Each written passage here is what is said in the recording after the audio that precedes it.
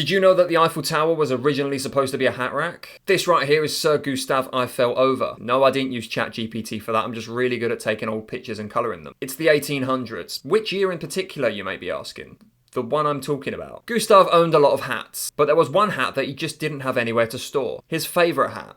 His Toronto Raptors hat. So he had to wear it all the time. He woke up one morning and decided he'd had enough. His neck was hurting from the weight of the peak. His hair was falling out from the lack of oxygen it got. His knees weak, arms were heavy, there's vomit on his sweater already. He had a stale baguette that morning. He was going to make his own hat rack. His wife asked him why he didn't just sell a couple of hats instead. To which he replied, shush. So he got to work. He found the best iron he could find. But why iron? Because that's what the Eiffel Tower's made out of, silly. He built and he built and he kept on building. And that's when it all started to spiral. Gustave was obsessed with building his hat rack. His wife had to get a job to feed the kids. His kids had to get a job to pay for the O2 bills. It was becoming a massive problem and a massive rack.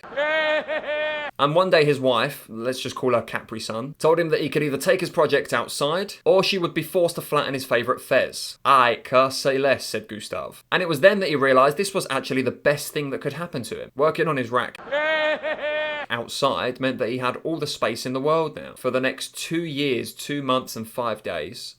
No, hang on, he took a Sunday off to invent the stapler. 6 days, he worked hard on his hat rack and created the masterpiece that today we call the Eiffel Tower. So how did it become a tower in the end? Well, once he finished building his hat rack, a gust of wind blew his hat clean off, all the way to the bottom. Gustave used his parachute to get down, which his mate Leonardo had invented a couple years prior to help people get out of sticky situations like this one, but forgot to bring his massive fuck-off size ladder down with him, forcing his hat rack to now be a useless, towering, pointy, Godzilla-sized javelin in the middle of France. In 1910, France invented aviation, so people could actually finally visit the top of the tower by jumping out of an aeroplane and hoping you don't land on the pointy bit. And eventually someone kicked the ladder down so everyone could visit. By then Gustave had gone on to open a restaurant and inspired a fucking rat to cook, but that's a different story. And that's the story of the Eiffel Tower. That's everything from me, and I will see you guys in the next one.